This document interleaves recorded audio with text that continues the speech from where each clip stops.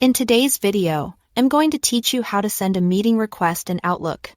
By the end, you'll be able to set up a clear professional meeting invite that lands on everyone's calendar with the right details. First, open Outlook and switch to your calendar. You'll find the calendar icon along the bottom of the app window.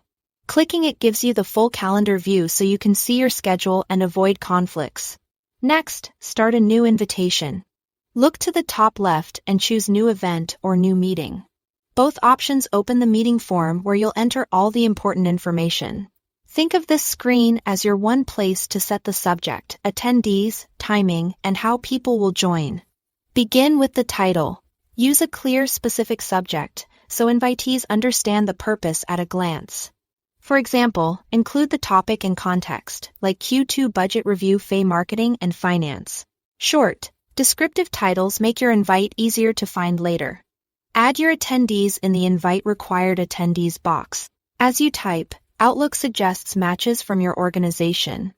If some people are optional, mark them as optional so their calendars aren't blocked unnecessarily. To avoid back and forth, open the Scheduling Assistant.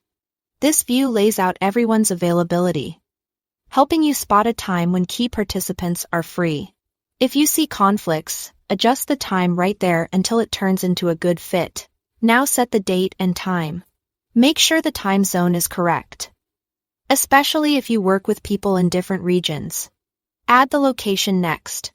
For an in-person meeting, type a room or address.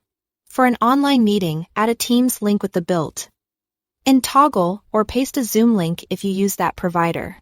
The invite should make it obvious how people will join.